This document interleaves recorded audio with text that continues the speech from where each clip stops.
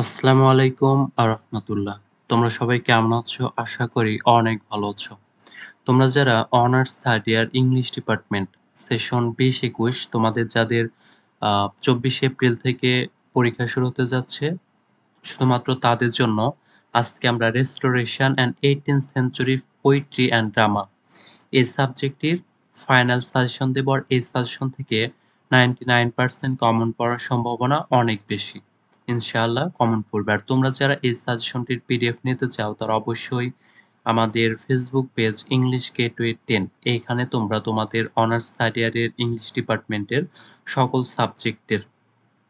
সাবজেক্টের পিডিএফ এখানে পেয়ে যাবে। তাহলে আজকে আমরা দেখব হচ্ছে restoration and 18th century poetry and drama এই সাবজেক্টের সাজেশন। আর তোমরা পার্ট এ যে কোনো সাজেশন থেকে পড়লে কমন পাবে, অথবা বিগত সালের প্রশ্ন পড়লেও 98% কমন পাবে। তো চলো আজকে আমরা দেখব শুধুমাত্র পার্ট বি এবং পার্ট সি, যেহেতু এই দুইটি পার্ট অনেক গুরুত্বপূর্ণ। পার্ট বি তে হচ্ছে 20 মার্ক এবং পার্ট সি তে 50 মার্ক। তো এই ক্ষেত্রে এই পার্ট বি এবং পার্ট সি আমাদের জন্য অনেক ইম্পর্টেন্ট। তো চলো আমরা সাজেশনটা দেখে নেই।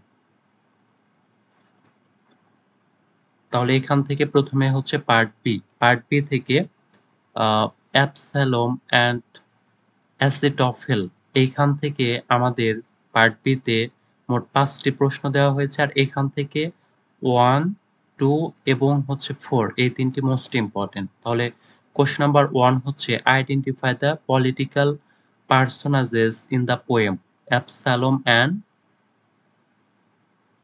অ্যাসিটফেল। এই প্রশ্নটা অনেক ইম্পর্টেন্ট। 2 নাম্বার হচ্ছে describe the adverse effects of the popish plot. এরপর হচ্ছে question number 3 how is Zimri an unqualified ruler.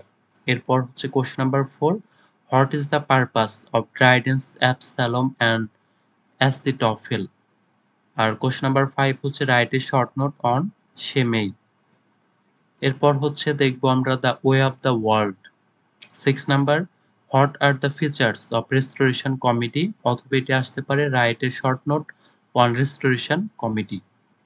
7 number হচ্ছে examine the significance of the title the way of the world. আর এই 3 স্টার করা হচ্ছে most important প্রশ্নগুলো, যেমন এখান থেকে 6 এবং 8 নাম্বার হচ্ছে মোস্ট ইম্পর্টেন্ট দুটি প্রশ্ন the way of the world থেকে। 8 নাম্বার হচ্ছে comment on the character of Lady Wishfort, এই প্রশ্নটি অনেক ইম্পর্টেন্ট। কোয়েশ্চন নাম্বার 9 হচ্ছে what does Mirabell contrive against Lady Wishfort. এরপর হচ্ছে the rape of the lock থেকে মোট 5টি প্রশ্ন দেওয়া রয়েছে।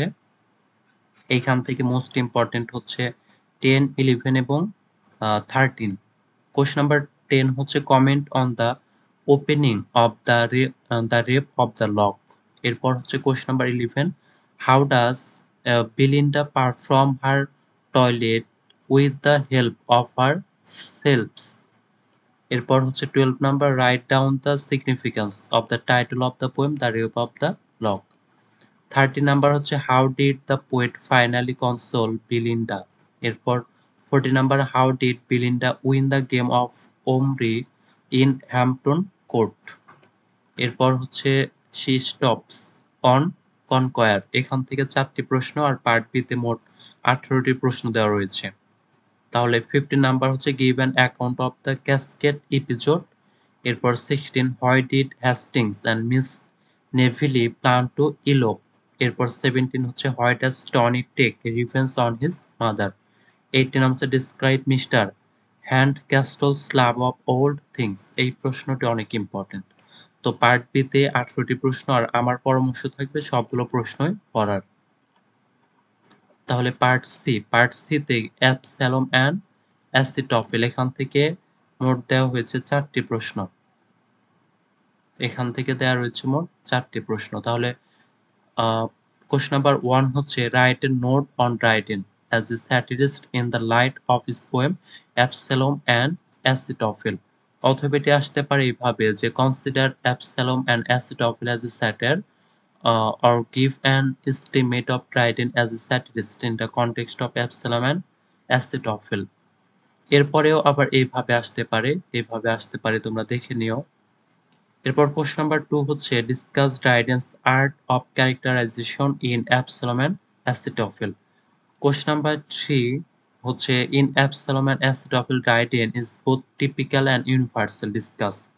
এরপর অন্যভাবে আসতে পারে যে how do Absalom and Achitophel transcend the typical interest. Question number 4 হচ্ছে analyse Dryden's use of irony in Absalom and অ্যাসিটোফিল।